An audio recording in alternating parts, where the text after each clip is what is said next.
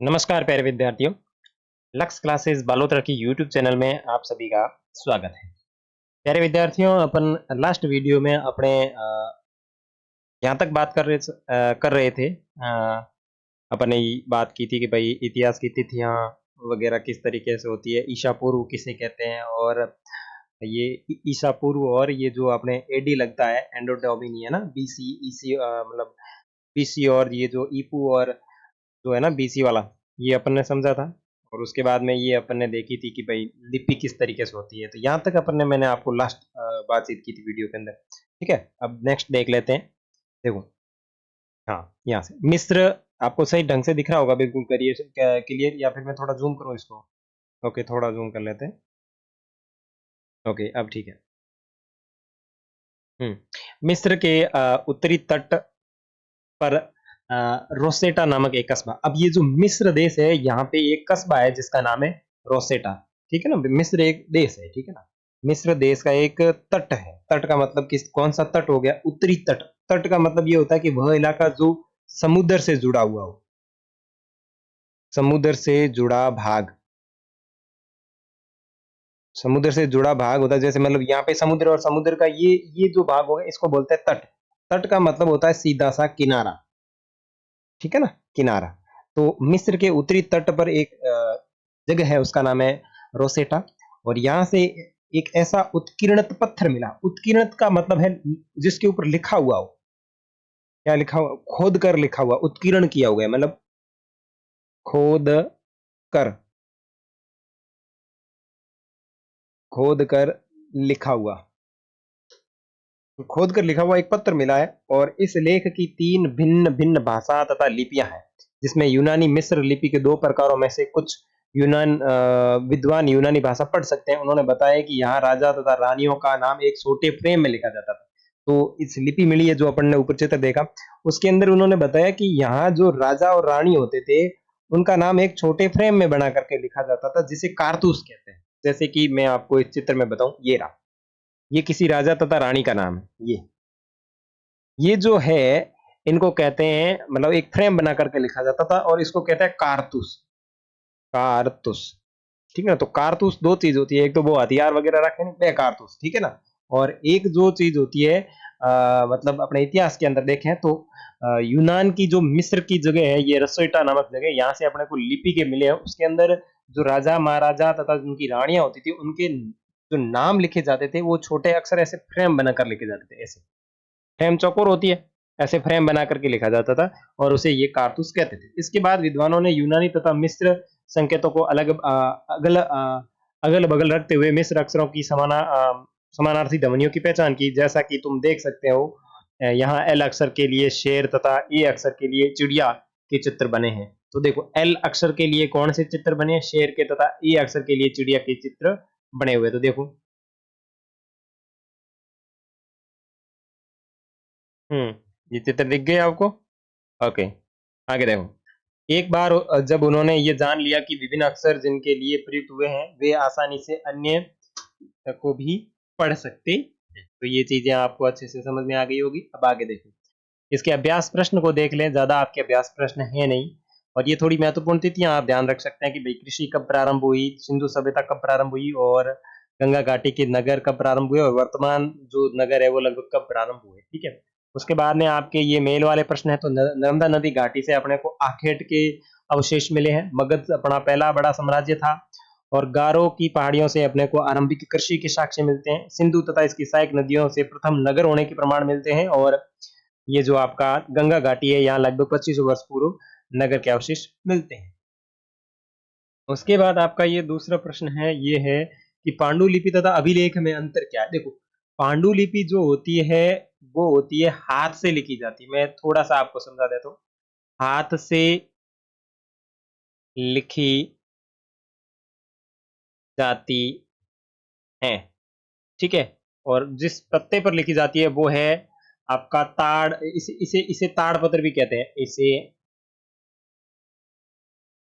ताड़पत्र भी कहते हैं, ठीक है। ये पत्तों पर लिखी जाती है। और अभिलेख जो होते हैं, वो अभिलेख आपके लिखे जाते हैं कठोर सतह पर। कठोर सतह पर लिखे सॉरी लिखे, ये नहीं है लिखे, तो मैं हटा ही देता हूँ नहीं तो तुम लोग गलत लिख लोगे। लिखे जाते हैं, इन्हें शिलालेख शिलालेख भी कहा जाता है। ठीक है, तो आपके दोनों प्रश्न हैं इसके अंदर, बस इतने ही है कि भाई ये एक तो रिक्तदान की सॉरी ये आपके सुमेलित करने वाले और पांडुलिपि और अभिलेख किसे कहते हैं, ये दोनों चीज हो गई। ठीक है, अब आगे बढ़ते हैं। आओ चर्चा करें, इसमें इतना कोई खास नहीं है। अब अपन डायरेक्ट आपके दूसरे अध्याय की शुरुआत करते हैं। आखेट खाद्य संग्रहण से भोजन उत्पादन तक की क्या स्थिति रहती है, किस तरीके से रहती है, वो सारी चीज अपने इसके अंदर देखने वाले हैं। आखेट खाद्य संग्रहण से भोजन उत्पादन तक। आखेट का मतलब होता है भाई शिकार करना, ये करना, शिकार करना। ठीक है, खाद्य संग्रहण से भोजन उत्पादन तक। शिकार करियो, फिर खाद्य संग्रहण खाने के लिए उन चीजों को इकट्ठा करना, और उन लोगों ने कैसे कैसे भोजन का उत्पादन किया, इसके बारे में अपनी इस अध्याय में पढ़ेंगे। चलिए शुरुआत कर लेते हैं और आप आपकी किताब निकल कर आराम से मेरे जानकारी को समझेंगे। ठीक है, देखो तुषार की रेल यात्रा। अब ये तुषार कोई लड़का है जो आपको इस चित्र के अंदर बहुत अच्छे से दिख रहा है। इसकी रेल यात्रा क्या है, देखो तुषार अपने रिश्तेदार की शादी में दिल्ली से चेन्नई जा रहा था। रेल में उसे खिड़की वाली सीट मिल गई। खिड़की कोने वाली सीट होती है ना, जहां से वो बाहर का नजारा देखने में मग्न हो गया। आप भी कहीं जाते हो तो खिड़की के पास बैठा दिया जाए तो भाई साहब बाहर देखने के पूरे मजे लेते हो, है ना। तेज दौड़ती गाड़ी से उसने देखा कि पेड़ पौधे, घर, खेत खलियान बड़ी तेजी से पीछे की ओर छुटते जा रहे हैं। तभी उसके चाचा ने उसके कंधे पर हाथ रखकर कहा है, पता है लोगों ने मात्र 150 साल पहले रेल से यात्रा करनी शुरू की थी, बस तो इसके कुछ दशक बाद ही आई है। ठीक है ना।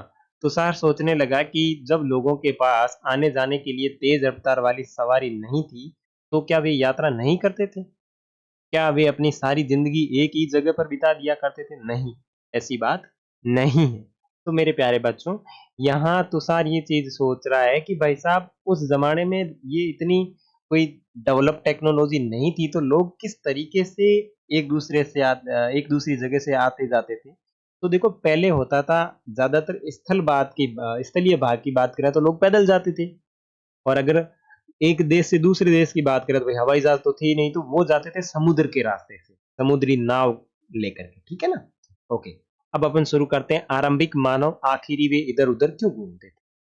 हम उन लोगों के बारे में जानते हैं जो इस उपमहाद्वीप में 20 लाख साल पहले रहा करते थे। आज हम उन्हें आखेट खाद्य संग्रह के नाम से जानते हैं। अपनी ये मोटा मोटी चीज देख रहे हैं कि अपन जिस महाद्वीप में रहते हैं ये उपमहाद्वीपीय क्षेत्र है, और इस जगह आज से 20 लाख पहले, मतलब आज से 20 लाख साल पहले यहाँ पे जो लोग रहते थे उन्हें क्या नाम दिया जाता था, उन्हें नाम दिया जाता था आखेट खाद्य संग्रह। आखेट का मतलब शिकार करना, खाद्य मतलब खाने के लिए, संग्रह का मतलब चीजों को इकट्ठा करना, यानी शिकार करके चीजों को इकट्ठा करने वाले लोग आखेट खाद्य संग्रह कहलाते हैं। भोजन का इंतजाम करने की विधि के आधार पर उन्हें इस नाम से पुकारा जाता है। आमतौर पर खाने के लिए वे जंगली जानवरों का शिकार करते थे, मछलियां और चिड़िया पकड़ते थे, फल, मूल, दाने, पौधे, पत्तियां, अंडे इकट्ठा किया करते थे। तो ये कहानी है आज से 20 साल, मतलब आज से 20 लाख साल पहले जो लोग रहते थे इस उपमहाद्वीपीय क्षेत्र में, उन्हें कहा जाता था आखेट खाद्य संग्रह। ठीक है, और उनका मुख्य काम क्या था, कुछ नहीं, बस शिकार करते थे, जंगल में घूमते थे, चिड़ियों को पकड़ते थे, हिरणियों को पकड़ते थे, मछलियों को पकड़ते थे, फल फूल इकट्ठे करते थे, अंडों को खाते थे, और बस मस्त लाइफ जीते थे। ठीक है, अब आगे बढ़े। आखेट खाद्य संग्रह समुदाय के लोग एक जगह से दूसरी जगह पर घूमते रहते थे। ऐसा करने के कई कारण हैं। अब ये जो आखेट करने वाले जो लोग थे, या फिर आज से 20 लाख साल पहले जो जंगल में लोग रहते थे, उनके साथ में एक बहुत बड़ी समस्या थी कि वो एक जगह से दूसरी जगह भटकते रहते थे। अब क्यों भटकते थे, कारण क्या है, इसके कारण अपन इसके अंदर देखने वाले हैं। तो सबसे पहला कारण देखो, पहला कारण क्या है? इस चीज को आप अच्छे से समझे, क्योंकि आपके एग्जाम में प्रश्न पूछा जाएगा कि आखेट खाद्यक संग्रहक लोग एक जगह से दूसरी जगह पर क्यों घूमते रहते थे? ऐसे कोई दो कारण बताइए। तो वो कारण अपन अभी समझ रहे हैं। तो पहला कारण क्या है? पहला कारण ये है कि पहला कारण ये है कि वे एक ही जगह पर ज्यादा दिनों तक रहते तो आसपास के पौधे, फलों और जानवरों को खाकर समाप्त कर देते थे, इसलिए और भोजन की तलाश में उन्हें दूसरी जगह पर जाना पड़ता था। देखो, पहला कारण क्या स्पष्ट हुआ कि भाई जो अपने आदिवासी, या फिर आदिवासी तो नहीं कहेंगे, आखेट खाद्य संग्रह के मतलब पहले पहले जो जीव यहाँ पर धरती पर उत्पन्न हुए ना, वो मानव, वो क्या हो जाते थे, अगर एक जगह टिक जाते थे तो वहां पे सब सुपड़ा साफ कर देते थे। कहने का मतलब क्या है कि ये क्या कह रहा है कि पौधे, फलों और जानवरों को खाकर समाप्त कर देते थे, इसीलिए उनको दूसरे जानवरों और दूसरे पौधों की जरूरत रहती थी, तो वो उनकी तलाश में एक जगह को छोड़कर वे दूसरी जगह चले जाया करते थे। तो पहला कारण समझ में आया कि आखेट खाद्य संग्रह लोग क्यों भटकते थे। उसमें पहला कारण आप लिखेंगे कि वे लोग एक जगह रुकते तो अपने आसपास की वनस्पति, अपने आसपास के फल फूल तथा अपने आसपास के सारे वन्य जीवों को खा करके समाप्त कर देते थे, और उनकी तलाश में नई जगह पर उनको जाना पड़ता। ठीक है। अब दूसरा कारण, पहला कारण समझ में आ गया, दूसरा कारण देखो, यह कि जानवर अपने शिकार के लिए या फिर हिरण और मवेशी अपना चारा ढूंढने के लिए एक जगह से दूसरी जगह जाया करते थे, इसलिए इन जानवरों का शिकार करने वाले लोग भी इनके पीछे पीछे जाया करते थे।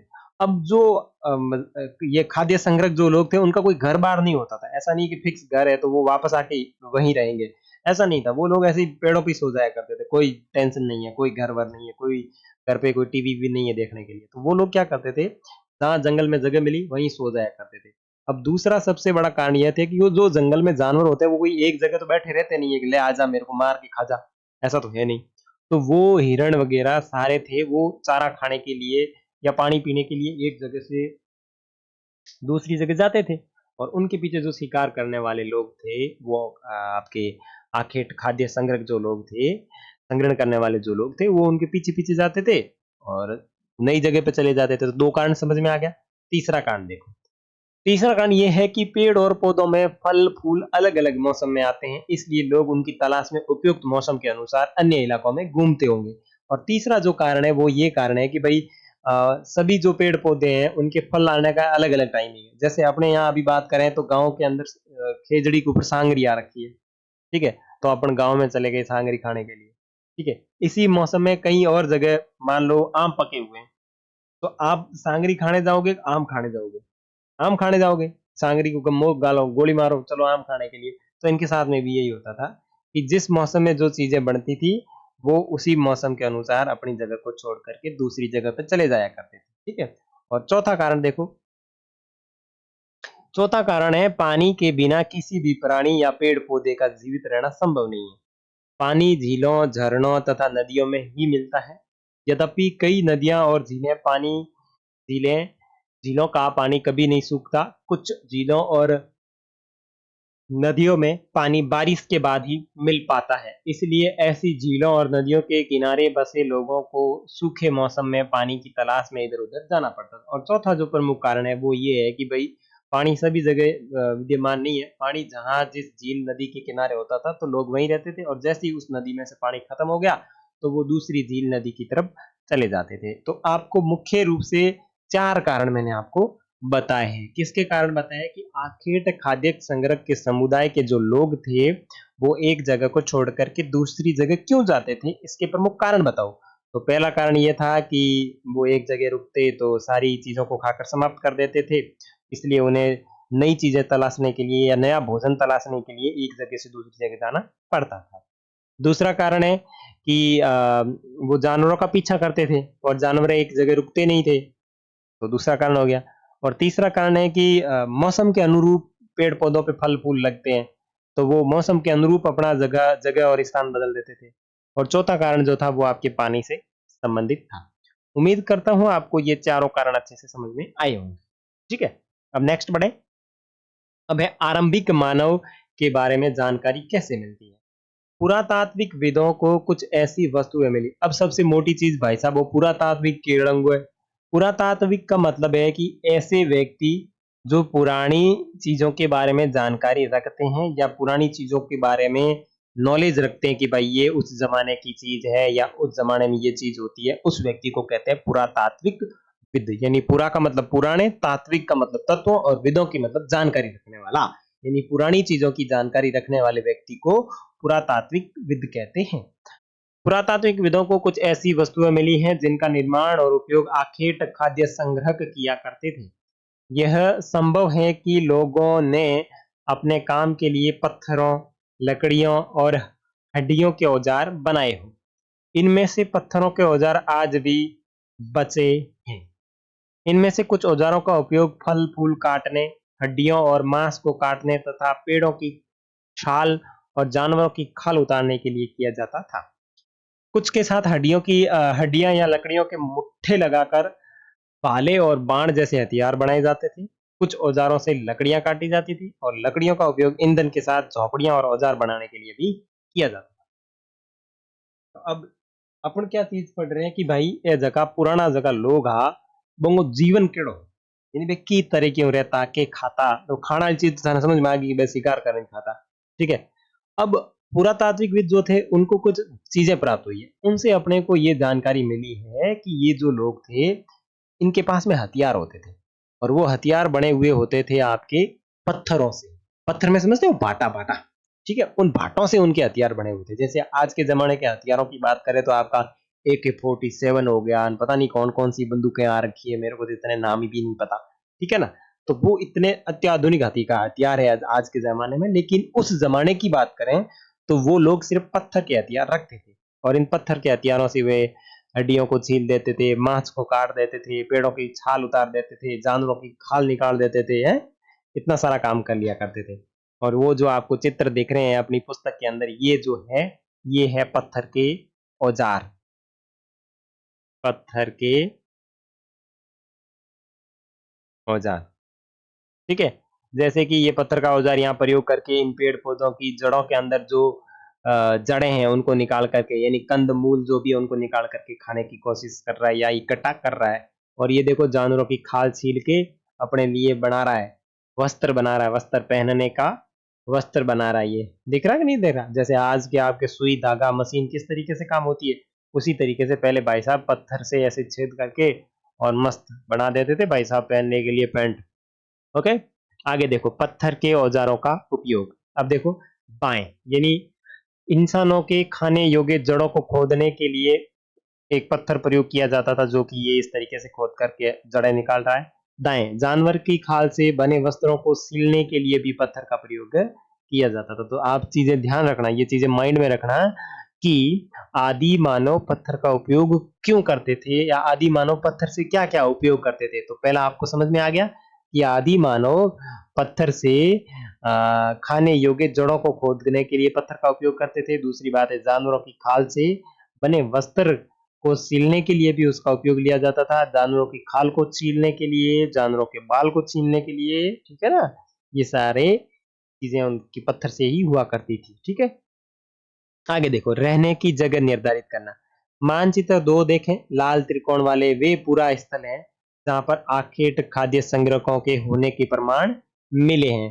ठीक है ना। पूरा स्थल का मतलब है पुरानी जगह, पूरा का मतलब है पुरानी, स्थल का मतलब है जगह। ठीक है। और इस चित्र के अंदर ये किया कह रहा है कि जहां पर आखेट खाद्य संग्रह के होने के प्रमाण मिले हैं, इनके अलावा भी और कई स्थानों पर आखेट खाद्य संग्राहक रहते थे। मानचित्र में सिर्फ कुछ गिने चुने स्थान ही चिन्हित किए गए हैं। कई पुरा स्थल नदियों और झीलों के किनारे पाए गए हैं। ठीक है। ये आपके देखो बुर्ज होम, मेहरगढ़, चिरांद, कोल्डी हवा, ये महागढ़, ये सारी चीजें यहाँ पे इस चित्र के अंदर आपके देख रखी है। पूरा पाषाणिक स्थल, नव पाषाणिक स्थल, महापाषाणिक स्थल, जैसे कि यहाँ पे ये संकेत दे रखे हैं ना, ये सारी चीजें। ठीक है ना। ओके, आगे बढ़ते हैं। चूंकि पत्थर के उपकरण बहुत महत्वपूर्ण थे, इसलिए लोग ऐसी जगह ढूंढते रहते थे जहां उन्हें अच्छे पत्थर मिल सके। तो वो लोग भी पत्थर के बड़े शौकीन थे, क्योंकि उनको पत्थर से प्राप्त होती क्या? औजार। और वो ऐसी जगह ढूंढते रहते थे कि जहां उनको अच्छी क्वालिटी के पत्थर मिल सके। इधर भीमबेटका आधुनिक मध्य प्रदेश इस पुरा स्थल पर गुफाएं व कंदराएं मिली है। और ये जो आपका भीमबेटका है, ये वर्तमान आपके एमपी यानी मध्य प्रदेश के अंदर स्थित है। और यहाँ से अपने को पूरा स्थल पर गुफाओं के साक्ष्य तथा बड़ी बड़ी कंदराएं, कंदराओं का मतलब पहाड़ों के अंदर जो गुफाएं होती है उनको ही कंदराएं बोलते हैं, इनके साक्ष्य मिले हैं। लोग इन गुफाओं में इसलिए रहते थे क्योंकि यहाँ उन्हें बारिश, धूप और हवाओं से राहत मिलती थी। और ये गुफाएं नर्मदा घाटी के पास स्थित है। अब यहाँ चीजें आपके दिमाग में आ रही होगी कि भाई ये लोग गुफा में क्यों रहते थे? तो गुफा में इसलिए रहते थे कि क्योंकि बारिश आए तो बेचारे जाए कहाँ, क्योंकि उनके पास इतना दिमाग नहीं था कि वो घर बना करके रह सकते थे। शुरू शुरू में वो गुफाओं के अंदर रहना शुरू किया था। बाद में धीरे धीरे उनके दिमाग में वो क्या बोलते हैं, बत्ती जली और उन्होंने धीरे धीरे घर बनाए, झोंपड़ियां बनाई, ठीक है ना, इस तरीके से। और ये जो आपकी भीमबेटका जगह है वो नर्मदा घाटी के पास में स्थित है। क्या तुम बता सकते हो कि रहने के लिए लोगों ने यह जगह क्यों चुनी? क्योंकि उस जमाने के अंदर वो जगह ही उनके लिए उपयुक्त समझी जा सकती है। अब शैल चित्र कला, इनसे हमें क्या पता चलता है? देखो, एक शैल चित्र, इस चित्र के बारे में बताओ। अब मुझे नीचे पढ़े बिना आप इस चित्र को देखो और बताओ क्या दिख रहा है आपको। ये मेरे को दिख रहा है कोई जानवर है, ठीक है, और ये कोई इंसान है जो पीछे पड़ा है इसके, क्या करने के लिए? मारने के लिए पीछे पड़ा है इसको, ठीक है ना, इसको मारने के लिए पीछे पड़ा है, ठीक है। जिन गुफाओं में लोग रहते थे उनमें से कुछ की दीवारों पर चित्र मिले हैं। इनमें कुछ सुंदर उदाहरण मध्य प्रदेश और दक्षिणी उत्तर प्रदेश की गुफाओं से मिले हैं। इनमें जंगली जानवरों का बड़ी कुशलता से सजीव चित्रण किया गया है। अब मुझे एक चीज बताओ, उस जमाने के लोग ऐसे ही चित्र क्यों बनाते थे? कारण क्या है ऐसी चित्र बनाने का? अगर मैं आज के ज़माने में आपको चित्र बनाने को कहूँ तो आपके सामने जो चीज़ें पड़ी हैं उनका चित्र बनाओगे। चाहे आपका फ़ेवरेट डोरेमोन हो, चाहे आपका मोटू पतलू हो, चाहे जो भी चीज़ आपको जो अच्छी लगती है आप उसका चित्र बनाओगे। क्यों? क्योंकि वो चीज़ आपको पसंद है। और उस ज़माने में ऐसा तो कुछ था नहीं कि लोग टीवी देखते थे सब बैठ के। उस ज़माने में सिर्फ़ यही चीज़ था कि आप सुबह उठना है, हिरण के पीछे पड़ना है, मारना है और उसे खा के जैसे-जैसे करके सूर्य को अस्त करना है। तो उनके दिमाग में यही चीज़ें चलती थी। उठेंगे, वो तीर भाला चढ़ाएँगे, खौए पे डाल के निकलेंगे और हिरण को काटेंगे, खाएँगे और मस्त सो जाएँगे। तो उनको चित्र भी इसी तरीके के बनाने की जो दिमाग था उसी तरीके के चित्र बनाने के लिए दौड़ा करता था। समझ में आ गई बात? ओके। नेक्स्ट ये आपको ऐसी चित्र दिख रहे होंगे कि इस तरीके की गुफाएँ थी, कंदराएँ थी, उनके अंदर वो लोग रहते थे। अब है पुरा स्थल। पुरा स्थल का मतलब क्या होता है? पुरा स्थल उस स्थान को कहते हैं जहाँ औजार, बर्तन, इमारतें जैसी वस्तुओं के अवशेष मिलते हैं। ऐसी वस्तुओं का निर्माण लोगों ने अपने काम के लिए किया था और बाद में वे इन्हें छोड़ कर के चले गए। ये जमीन के ऊपर या फिर अंदर, कभी समुद्र और कभी नदी के तल में भी पाए जाते हैं। इन पुरा स्थलों के बारे में आपको अलग अध्यायों में अच्छी तरीके से समझाया जाएगा या बताया जाएगा। देखो, सीधा आपको मतलब रखना है, पूरा स्थल का मतलब होता है ऐसे, पूरा स्थल का मतलब होता है पुराने समय की वस्तुएं, पुराने समय के स्थान, पुराने समय, पुराने समय के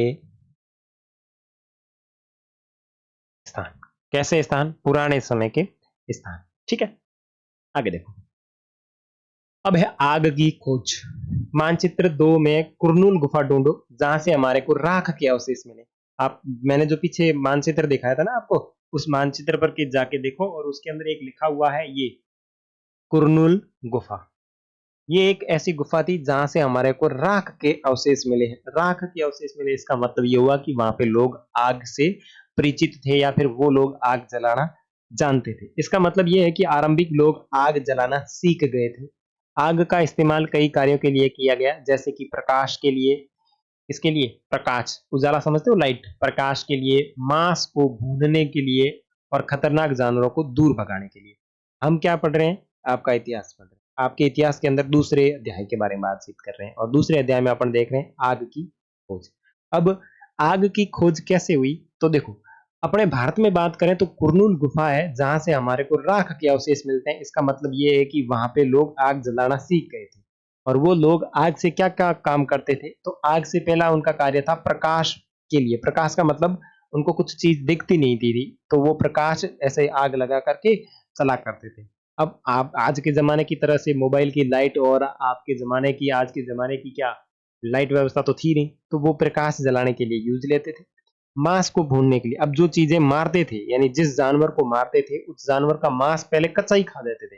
लेकिन जैसे आग का आविष्कार हुआ, तो वो लोग उस मांस को बढ़िया मस्त फ्राई करके खाते थे, यानी भून के खाते थे।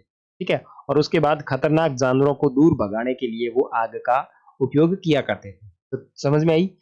3 चीज़ें कि आग का उपयोग वो किस लिए करते थे? प्रकाश के लिए, मांस को भूनने के लिए और खतरनाक जानवरों को दूर भगाने के लिए वो आग का उपयोग करते थे। और हमारे भारत में आग के अवशेष कहाँ मिलते हैं?